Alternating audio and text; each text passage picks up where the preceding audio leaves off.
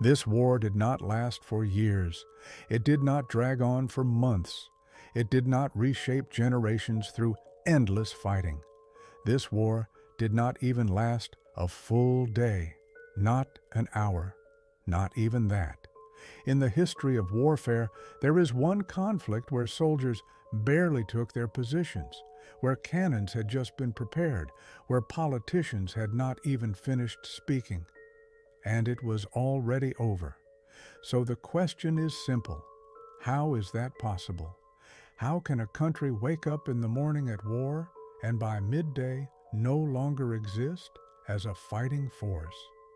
This was not just about weapons. It was not simply about weakness. It was the result of a single wrong decision, a fatal assumption, and the most dangerous belief in history. They won't attack. In 1896, on the eastern coast of Africa, on a small island many had never heard of, Zanzibar, life went on as usual. Ships rested in the harbor, markets were open, people went about their day. But inside one palace, a decision had been made, and that decision compressed the fate of a nation into 45 minutes. There are no heroic last stands in this story, no legendary battles, no glorious victories. There is only one haunting question. Can a war really be this short? And more importantly, can a war that lasts one day erase a country from history forever? By the late 19th century, Africa was no longer just a continent. It had become a map laid out on European tables. This period would later be called the Scramble for Africa.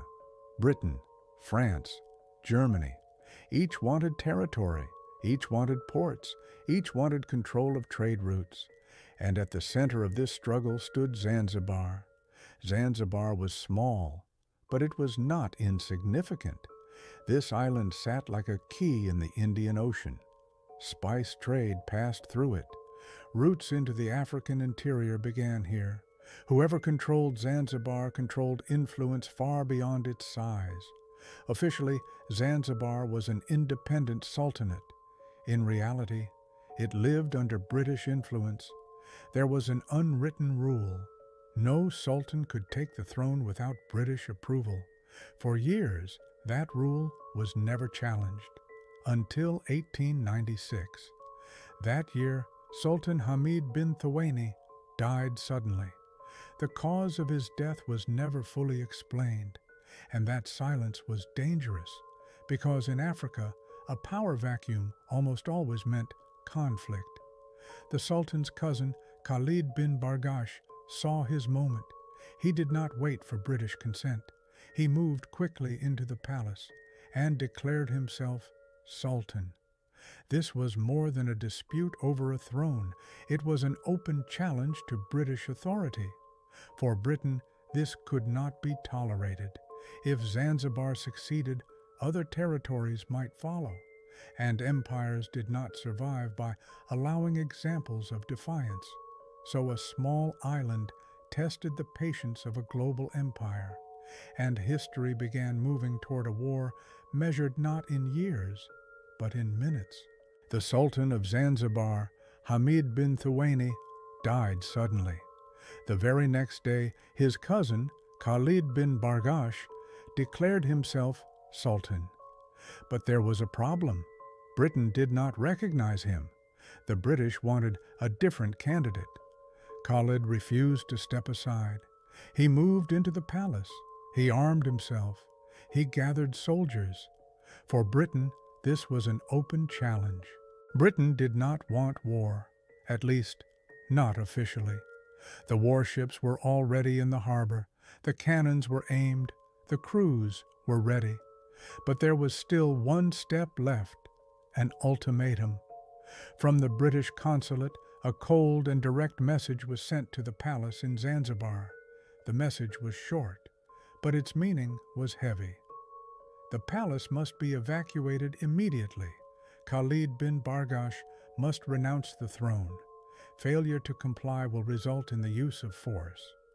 A deadline was included, August 27, 9 a.m.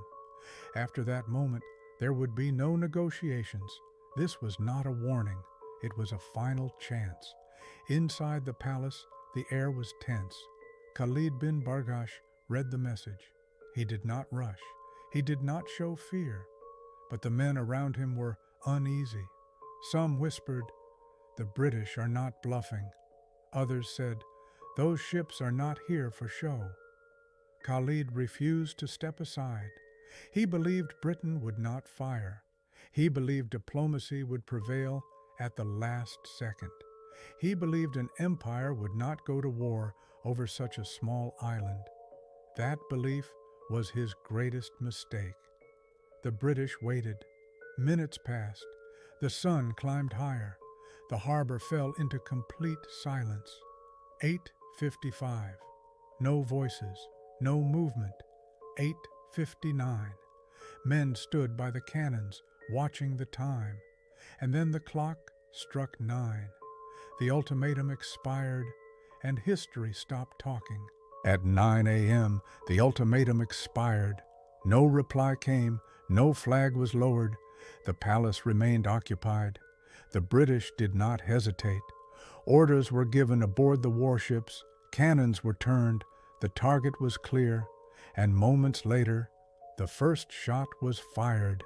The silence was shattered instantly. A shell struck the Zanzibar palace. Walls trembled, roofs collapsed, fires broke out. Zanzibar forces returned fire, but their cannons were outdated. Their shots were weak. The British fleet, however, was precise and relentless. Each salvo destroyed another section. Each impact broke more resistance. This was no longer a battle. It was the complete dominance of superior force. Not hours, not days, just minutes. And something rare in history happened. A war was lost the moment it began. Just 45 minutes. The palace was completely destroyed. The Zanzibar fleet was sunk. Around 500 Zanzibar soldiers were killed or wounded. Britain, meanwhile, suffered only one wounded man. Yes, one. These numbers reveal just how unequal this war truly was. As the palace collapsed, the war was already over. Khalid bin Bargash understood it before anyone said a word. This was not a battle he could win, and staying meant death. While the guns were still firing, he slipped out of the palace. No guards, no ceremony, no final stand. The man who had declared himself Sultan just hours earlier was now running for his life. He crossed the city in silence, moving through streets still shaking from the bombardment. His destination was clear: the German consulate. Behind its gates, British cannons could not follow. And just like that, the ruler of Zanzibar vanished from the battlefield. The war did not end with a surrender speech. It ended with an escape. And in that moment, Zanzibar lost its sultan and its war. This war did not last long, but its lesson did. The Zanzibar War showed something clearly. In history, duration is not always what matters. The imbalance is. This was not a battle between two equal forces. It was a clash between an empire and an illusion of power. Zanzibar did not lose because it lacked courage. It lost because the world had changed. By the late 19th century, war was no longer decided by bravery alone. It was decided by industry, technology, and discipline.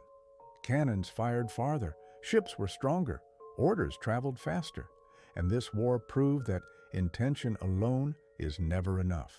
Belief, when it collides with reality, does not win. Zanzibar also revealed how unforgiving politics can be. A small island, caught in the games of great powers, stood alone. One miscalculation was enough to decide the fate of a nation. And perhaps the most important lesson of all: wars do not always begin with screams. Sometimes they begin with the sound of a clock. And when they end, it is already too late. This war lasted just 45 minutes, but the truth it revealed has echoed for centuries.